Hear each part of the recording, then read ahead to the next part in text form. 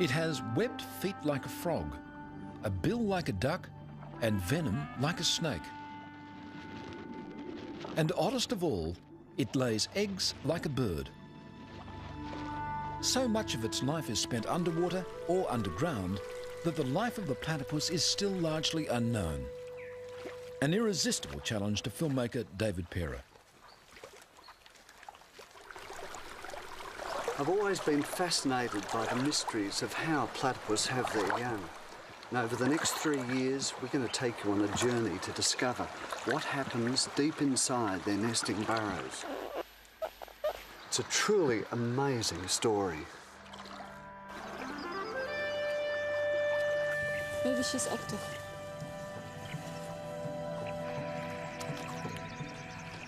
By tracking its daily life, researchers will help Parer reveal the most intimate moments in the life of what is surely the strangest animal on Earth.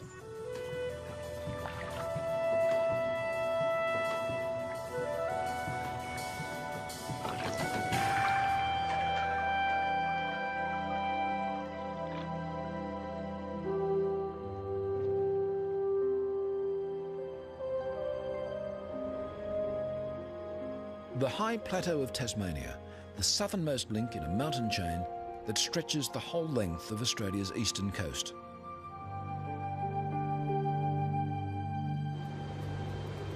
When the winter blizzards blow in from the Southern Ocean, life here gets tough.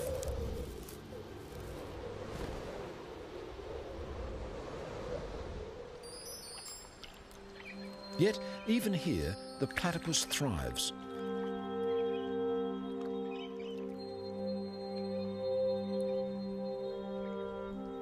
Its thick fur provides near-perfect insulation as it forages for a sparse living in the frozen tarns.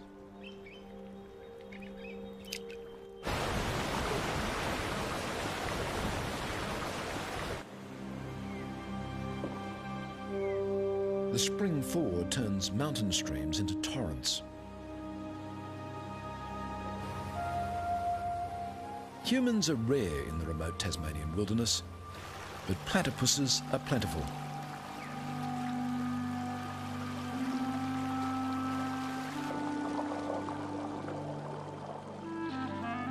There's prey to catch with their probing bills under every rock. Shrimps and worms, and the larvae of aquatic insects.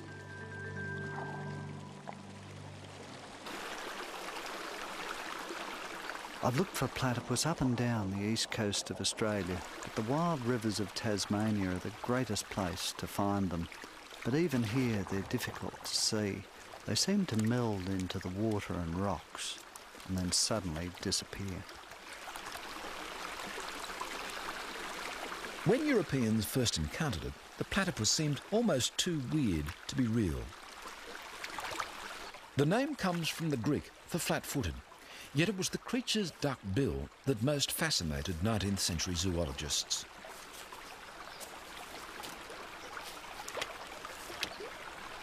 "200 years on, we're just beginning to understand what a remarkable instrument it is. In fact, there's a lot about this secretive animal that we're only finding out now. As the early naturalists discovered, the platypus is not an easy animal to study. Its burrows may run back into the banks for 30 metres. And they soon learned to be cautious. They found that the venomous spur of an angry male caused pain and swelling that lasted for weeks. So it wasn't till the 1880s that scientists confirmed that the platypus really did lay eggs. By the early 1900s, they were learning how to keep platypuses alive in captivity. In 1944, naturalist David Flay successfully bred from a captive pair called Jack and Jill. Months ago, David Flay noticed Jill was building a nest. He knew she was building up her milk supply. He then dug down and uncovered the burrow. To his delight, he found a youngster, already well grown. But this would be the only platypus born in captivity for 50 years. And even today, little is known about how they breed in the wild. A quiet valley in northern Tasmania, in the headwaters of the South Esk River.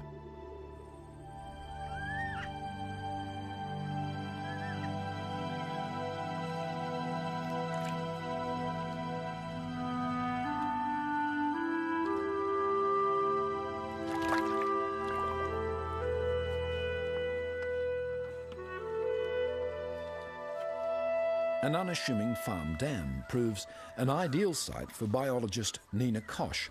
She needs to trap a female platypus, the first step in an ambitious project. It's really unbelievable that these farm dams can be such a good place for platypus to live in. They seem to be enormously productive, ideal habitat for females to breed in.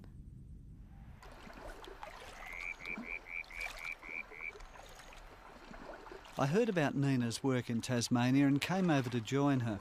Perhaps she may be able to help us in our quest to find breeding platypus.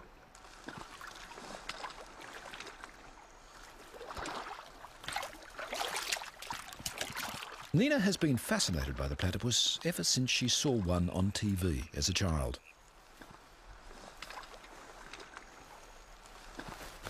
Now she's come all the way from Germany to take part in a 2-year study. The aim? To find out more about how female platypuses raise their young.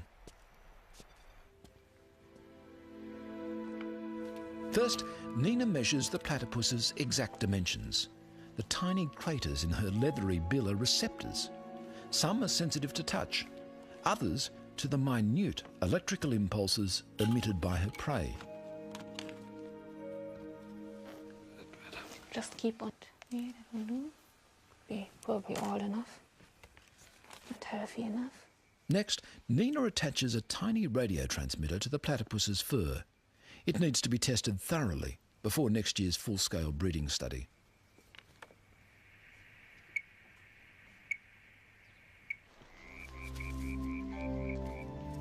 Nina decides to call the female Shy, after a platypus character in a children's book.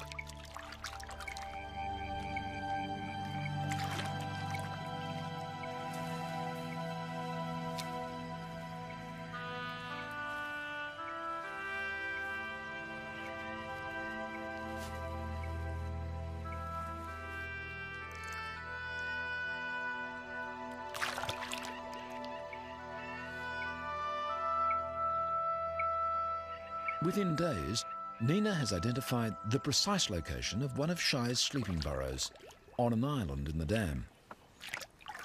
We've tracked Shy for a couple of days now, and we could follow her to this island.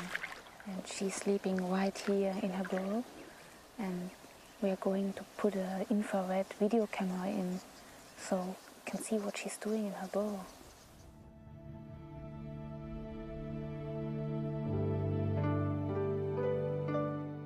Just before dawn, Shy returns to sleep.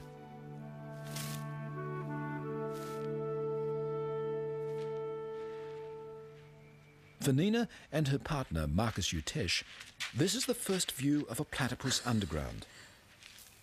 There she is. She's coming in. Next year, they'll try to get a camera inside the burrow of a breeding platypus. That is absolutely great. Wow. A few weeks later, Nina and Marcus find a baby platypus near the dam. It's only just emerged from the nest.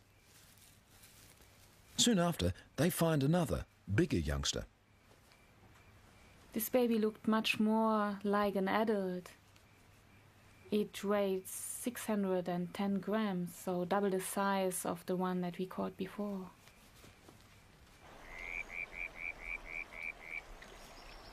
We released this baby in one of the farm dams, and then it started immediately to feed along the border of the lake. We tried the next day to see it again. I sat on the pontoon and paddled towards the little platypus. He just stopped feeding and suddenly even came closer to me. He was by far more curious than afraid. Nina is hooked. This will be an ideal location for next year's study.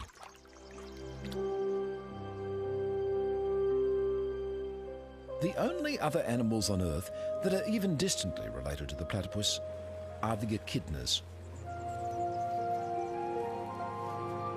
Like the platypus, the short-beaked echidna has looked much the same since the age of the dinosaurs.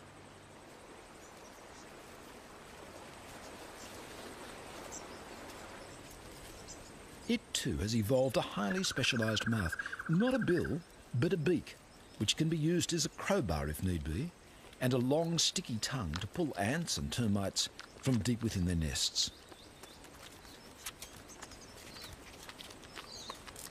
Despite their different lifestyles, the echidna and the platypus share one crucial characteristic. They're the only surviving members of an ancient group of egg-laying mammals, the monotremes.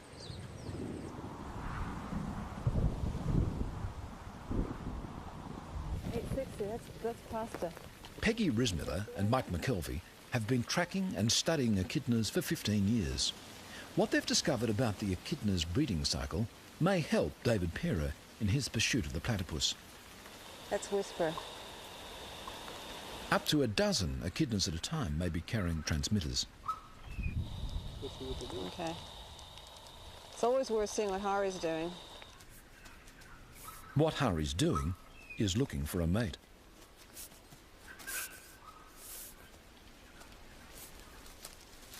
Mostly, echidnas lead solitary lives, but when a female comes on heat, males will gather from far and wide. But the females emit a scent, and the scent is called a pheromone, and it's something that humans often can't smell, but obviously the males can smell it. The pheromone, of course, would be able to go cross-country on wind and attract the males. And we've seen males cross this peninsula several times and then eventually end up with a female. Hari and several other males are already here, and Whisper is on his way. Yep, he's there. Whisper joins what's called an echidna train, a group of males all paying court to a single female. Okay. She has no burrow over here? A train can stay in place for up to a week, with the males constantly jockeying for position. They must be patient, but ready for instant action. Mating will take place just once when the female decides that the time and the partner are right.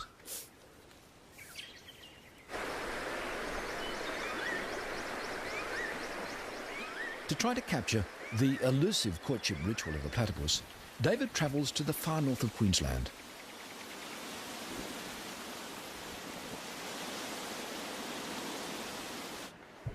Here, in the tropical rainforest, the mating season has already begun.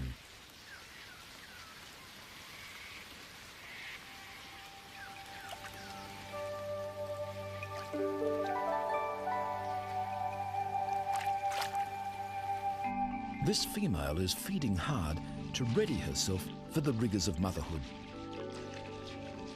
Every 40 seconds or so, she must surface to breathe.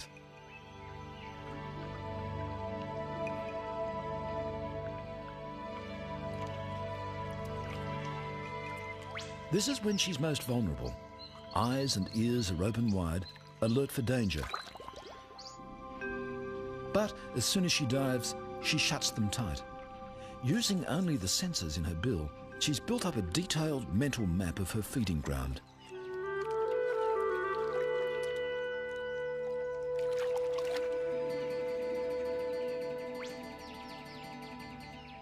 And she knows its inhabitants too, especially the resident cormorant.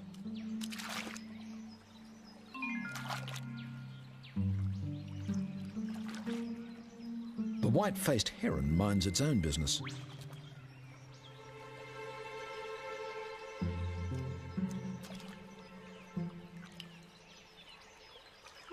The cormorant mimes the platypuses.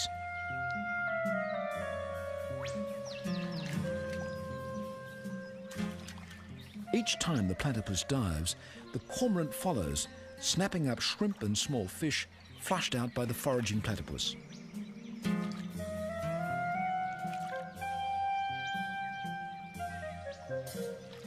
And if the platypus rests too long between dives, the cormorant lets him know it.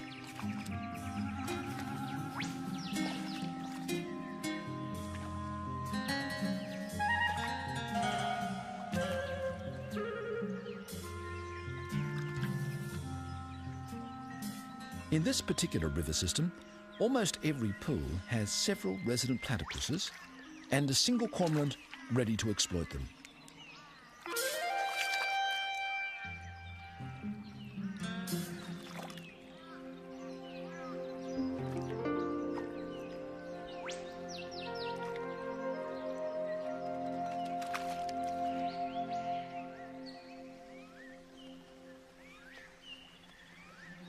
The other inhabitants of the pool give the platypus no trouble at all.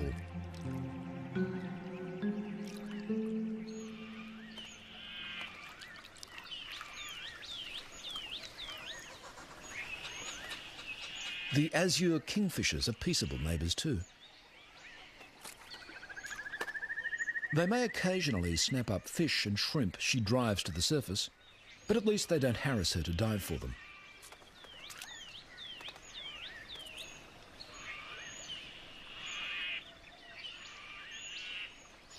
Most platypuses have a broader home range than a single pool. This muddy tributary to the main stream is a favourite feeding ground.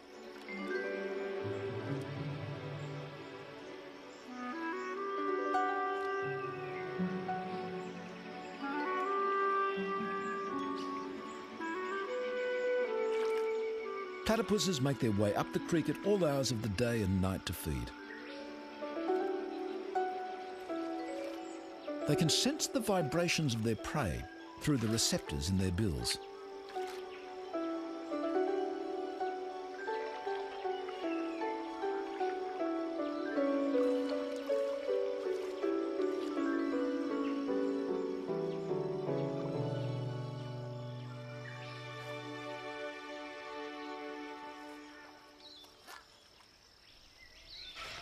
I've been here for about 3 months now and been desperately trying to find a place where the platypus are courting. I think we might be onto something here. This is firm flat. It appears to be dominated by a male, and he does his patrolling, and again it appears that there's a female who I think is just coming up to her burrow or area that she spends a lot of time at now.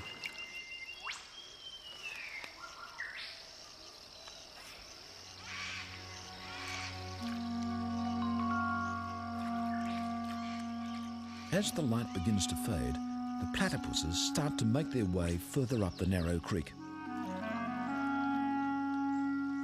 There's even better feeding where it runs through cleared farmland, but the platypuses will only venture there at night.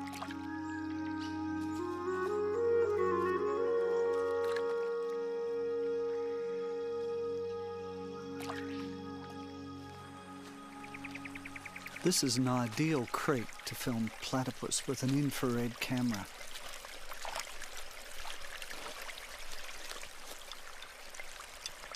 I really like using infrared cameras because you can capture behaviours at night that no one's ever seen before.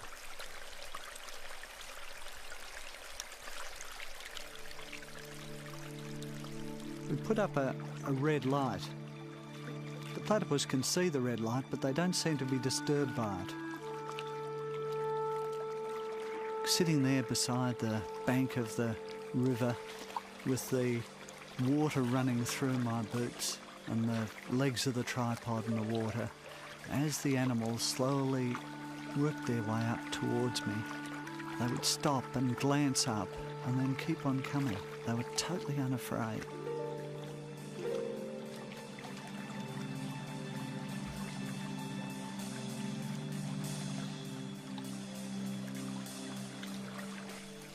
In the first hour after dark, 6 platypus passed me. And then a water rat appeared. Water rats are about the same size as a platypus, but much fiercer.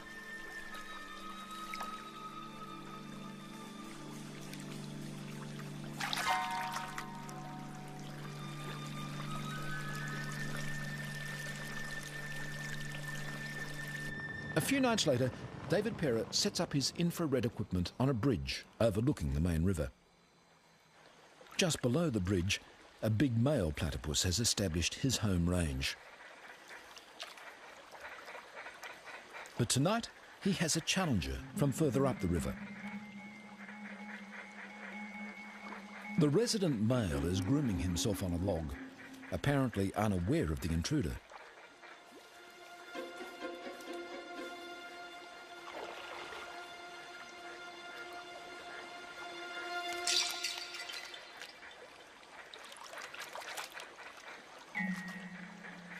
Despite being caught by surprise, the resident male has won the encounter easily. He hasn't had to use his most damaging weapon. The poisonous spur on his hind leg is fed by a venom gland that in the breeding season reaches its maximum size. Day and night now, the big male patrols his home range.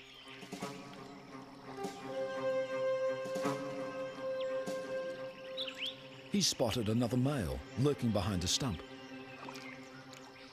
Without hesitation, he steams into battle.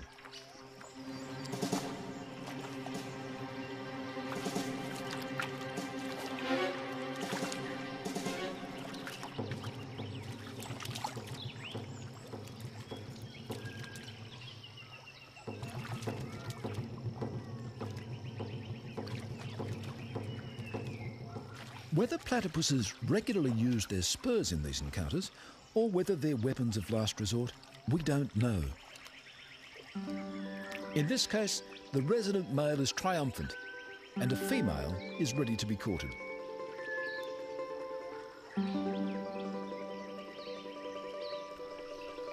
The male grasps the female's tail, and the courtship dance begins.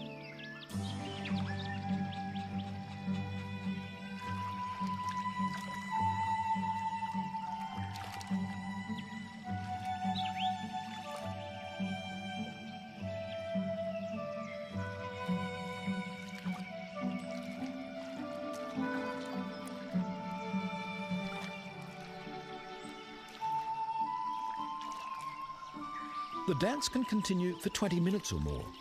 Whether the female is courted and mated by many males, or just one, is something else we don't know for sure.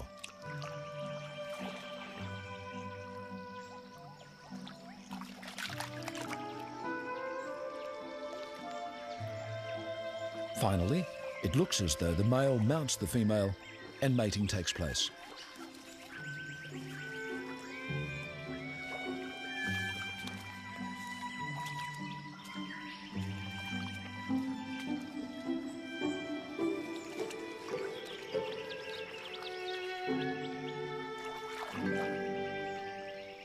The bare patch on her tail may be a sign that she's been courted often in recent days. Now she's returning to her nesting burrow. 1 or 2 eggs, perhaps even 3, are on the way.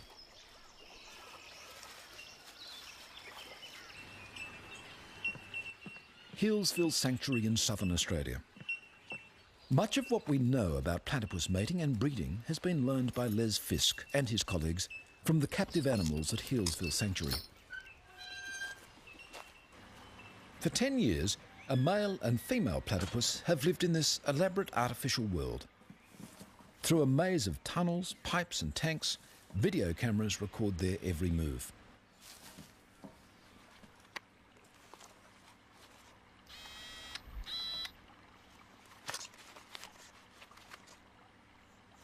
Two years ago, for the first time since David Flay's success in the 1940s, Fisk managed to breed platypuses in captivity.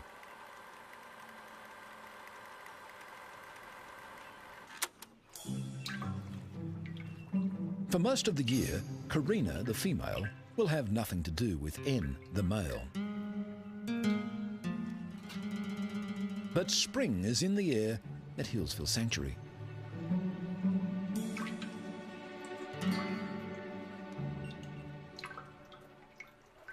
David Perra has already been manning his remote cameras for 2 weeks. Today, finally, the preliminaries are over and the serious courtship has begun.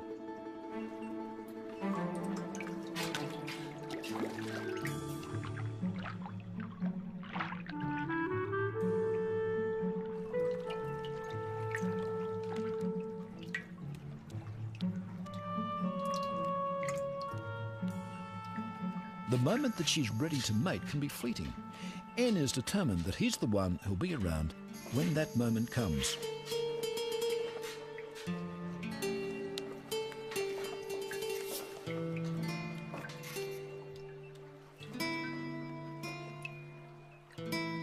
But her attempted escape was all part of the ritual. Karina soon returns to the dance.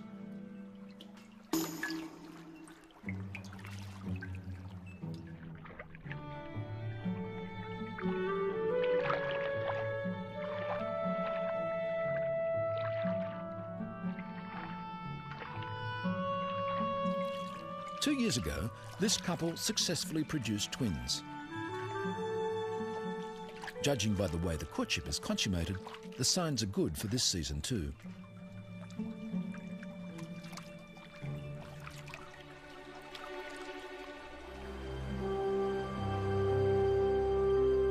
Summer has come again to Tasmania, and its wild rivers are swollen with melting snow.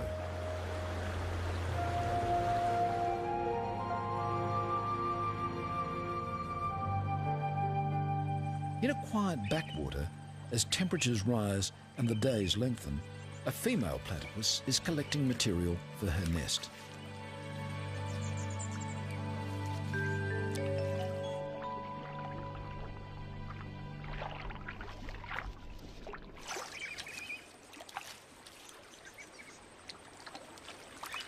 She takes leaves one by one in her bill and jams them under her tail.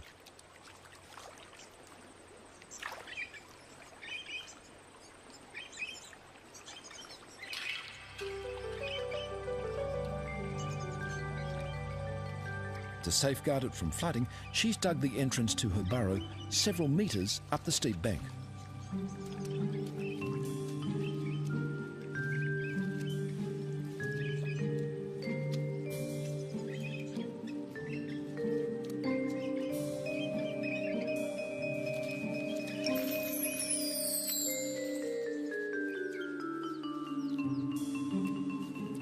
Over the next few days, she'll make dozens of trips like this, until the nesting chamber at the end of her long burrow is lined with sticks and leaves.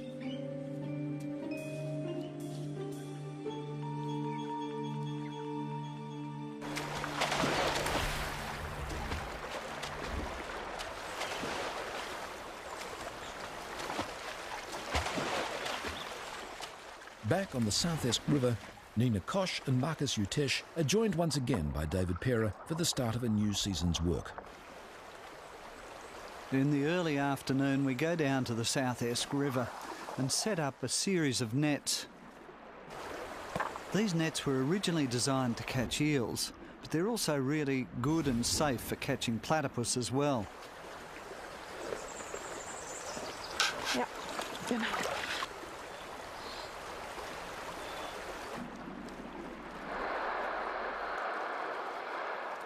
They position the nets across the water flow to trap the nightly traffic of platypuses as they feed up and down the river.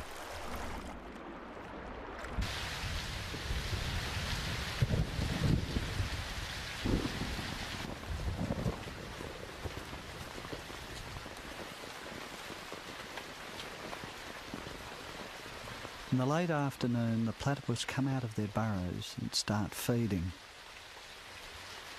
They're very good at avoiding nets because their sensitive bill can pick up the water flowing through the mesh.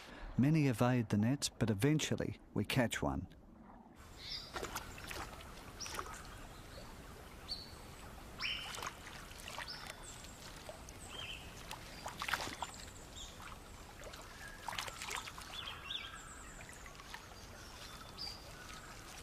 Judging by the dates that last year's youngsters emerged from their nesting burrow, Nina and Marcus have worked out that the females will be laying their eggs very soon. Now is the time to fix radio transmitters to them.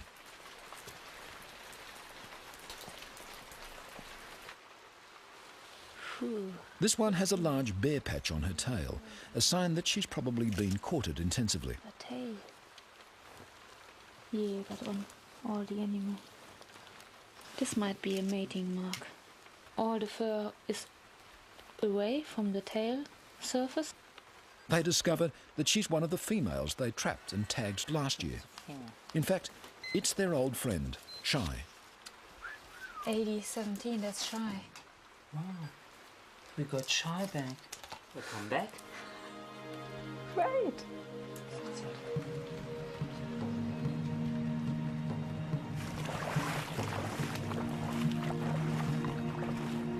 After several weeks' exhausting work setting nets up and down the river, Nina and Marcus managed to catch 7 females.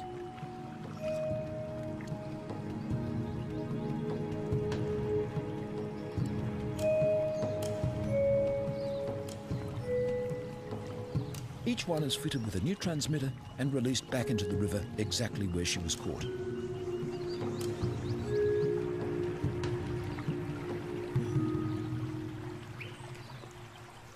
For Nina and Marcus, it's the start of another period of intense work, tracking all 7 females for hours at a time.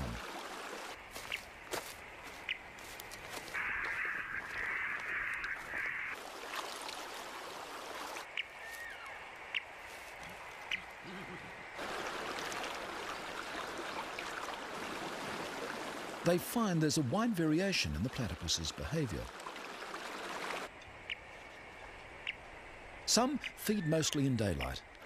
Others sleep during the day and feed all night. Some travel a kilometre or more up and down the river each feeding session.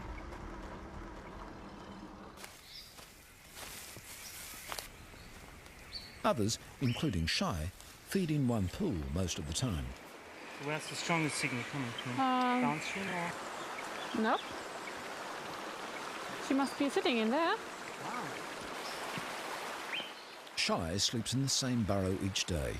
Nina and Marcus want to pinpoint its exact location because there's a good chance it's where she's built a nest and is nursing her young.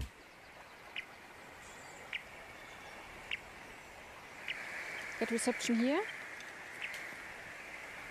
And it's getting weaker.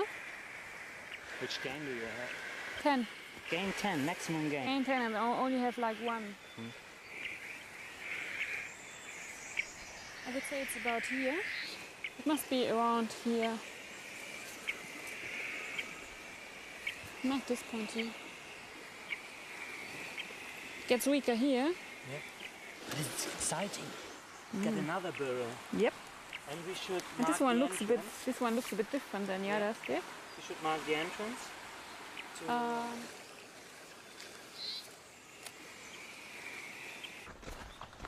Meanwhile, Peggy Rismiller and Mike McKelvey are still keeping track of their echidnas. You think try again from here? Oh yeah, right towards that cypress. 3 weeks ago, this female was at the head of a mating train. She should by now have laid an egg.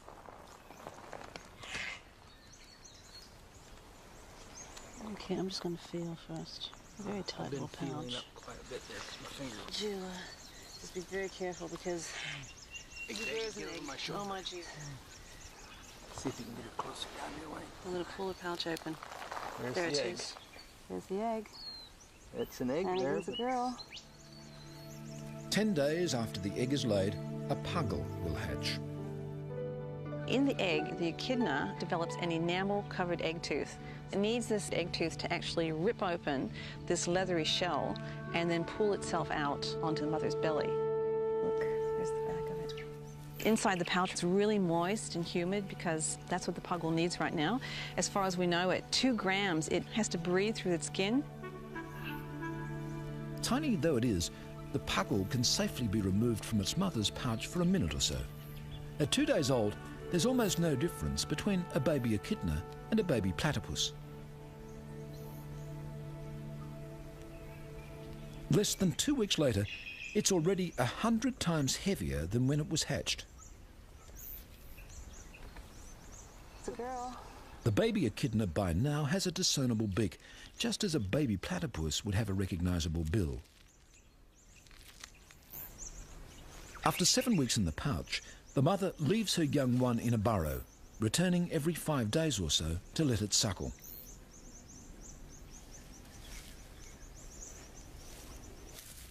Instead of nipples, the mother has specially adapted paws clustered in patches on her tummy. As the baby suckles, the mother expresses the milk through her skin.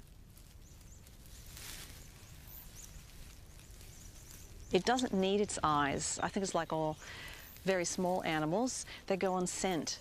And so the young is scenting where the milk patch is. At 6 months, the young one is almost ready for independence.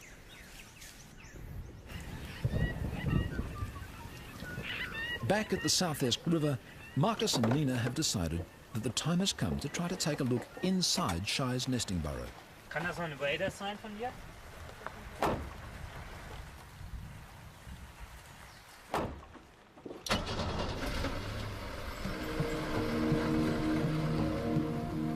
Shy has been feeding regularly for 16 hours in every 24, returning to the same burrow each day to sleep. They're sure she's nursing young.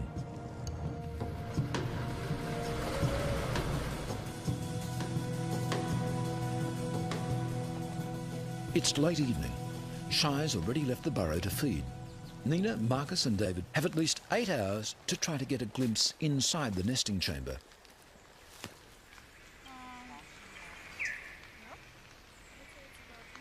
First, Marcus drills a hole carefully into the burrow roof. Frequent measurements over the past 2 weeks have told him exactly where and how deep to drill.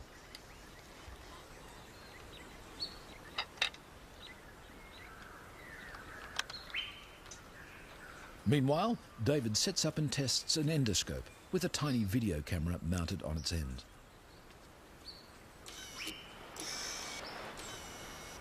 So down is like that. Yep. So straighten it up.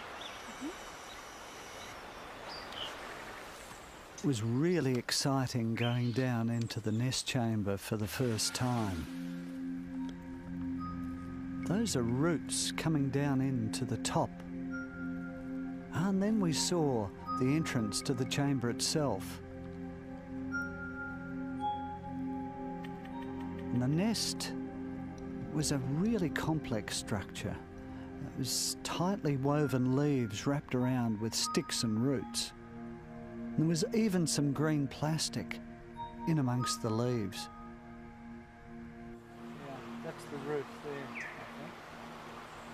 But that's when our frustrations really began.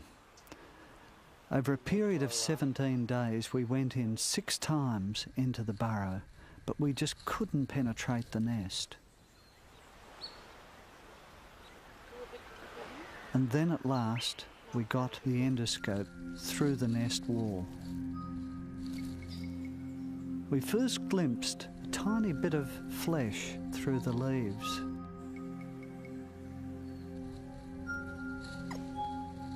And then another period of frustration, half an hour trying to get a glimpse of the bill.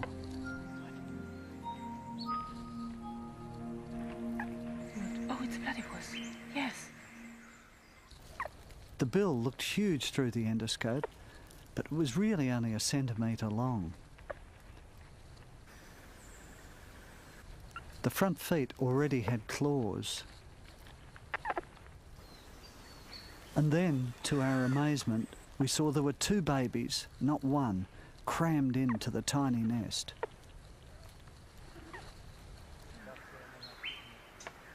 Thank you. 3 weeks later, we went into the burrow again, and we found them immediately. It's incredible. They'd grown enormously. Now they were covered in a thin layer of fur. There were even visitors inside the burrow. What is it? It's a tick. I think it was a tick. The ticks are only found on platypus, and already they're feeding on the blood of the young ones. Their bills are now large and very dark. We think the young are now about 6 or 7 weeks old.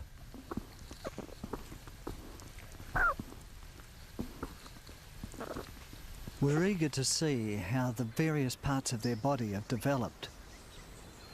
Their front feet have webbing between the toes, and on their back foot is the beginnings of a spur.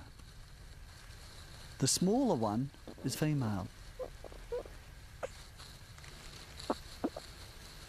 The larger one has a much bigger spur, It's obviously a male. We called him Bigfoot.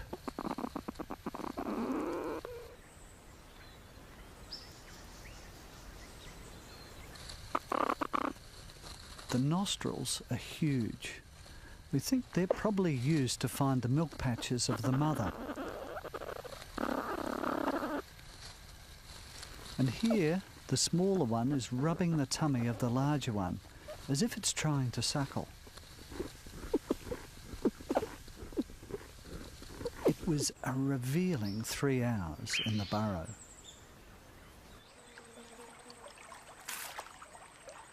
Nina is spending hours each day by the riverbank recording Shy's feeding patterns.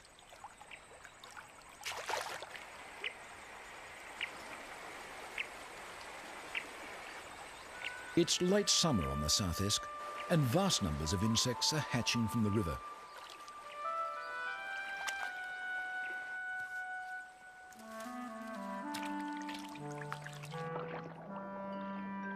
It's an ideal time for Shy to be feeding her young.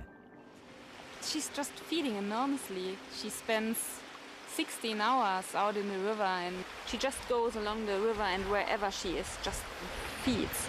Unbelievable hungry little female.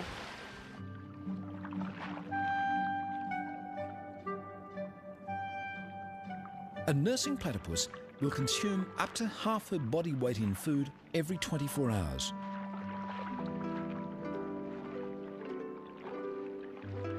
Most of it consists of tiny morsels, which she must somehow find and separate from the leaves, mud or gravel on the riverbed.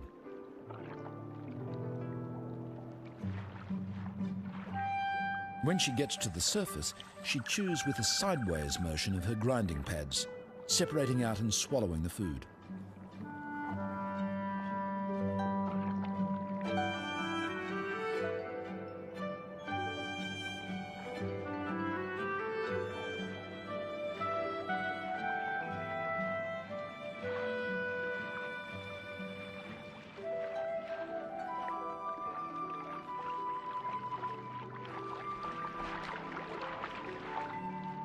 In a single feeding session, she may dive up to 1,000 times.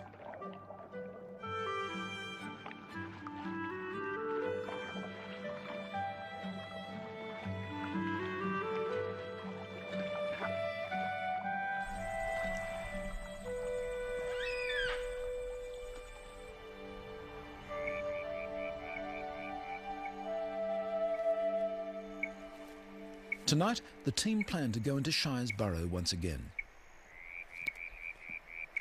So, while Nina tracks Shy to make sure she's out feeding, the team drills a new hole into her nesting chamber.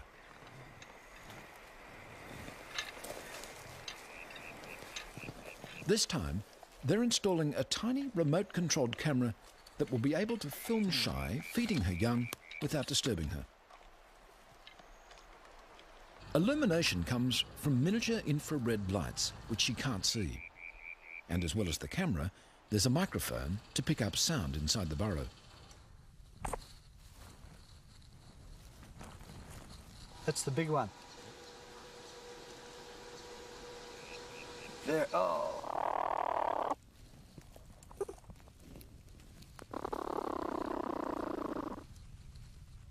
The babies are now about 13 weeks old.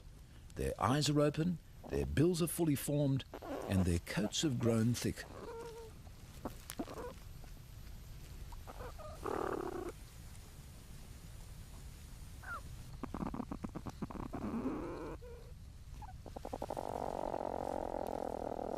While Bigfoot plays with tree roots in the roof of the chamber, the smaller one is perhaps getting ready to take on solid food.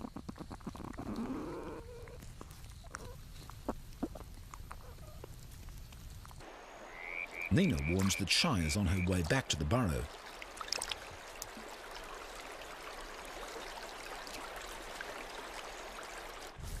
As she approaches the nesting chamber, she unblocks the earthen plugs which she's set there to protect her young.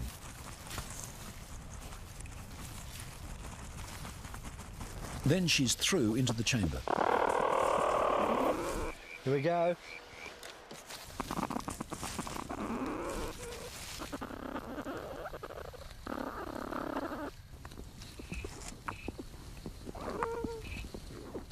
Within minutes, the eager young are greedily suckling from their mother's milk patches.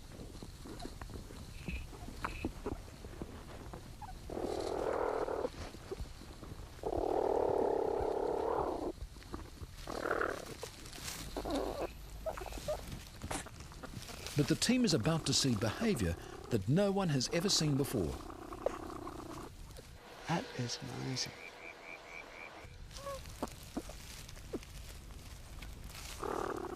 The young stopped suckling and then began to rub their mother's bill. Are they taking food from her? Perhaps getting a taste of those little animals that they themselves will be eating in the next few weeks? Or are they drinking her saliva? Maybe getting some of the bacteria that will strengthen their immune system.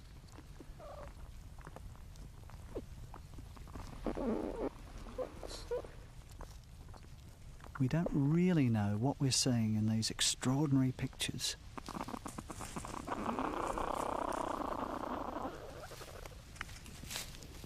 Soon, Shy has had enough. She busily rebuilds the nest around her young.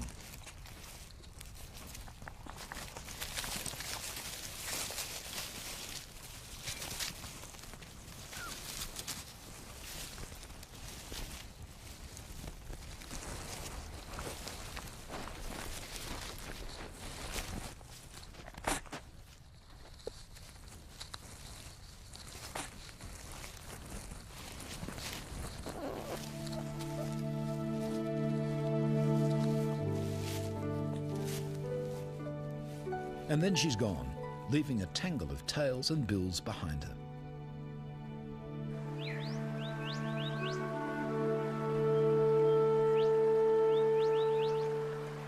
Ten days later, on watch as usual beside Shy's pool, Marcus and Nina spot one of the young platypuses in the water.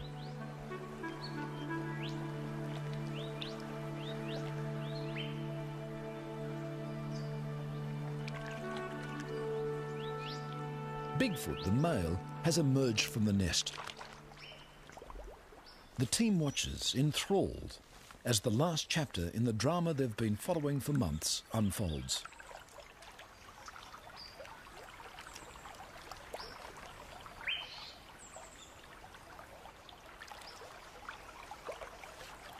Bigfoot needs no tuition from his mother. Minutes after his emergence, he's swimming and foraging expertly along the bank.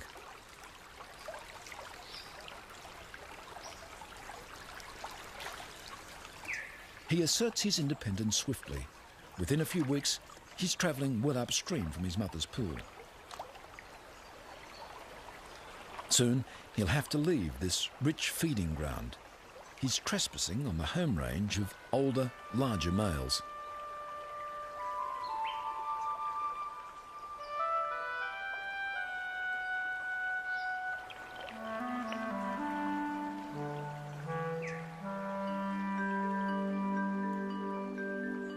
As Bigfoot begins his journey of life, our journey of discovery is coming to an end.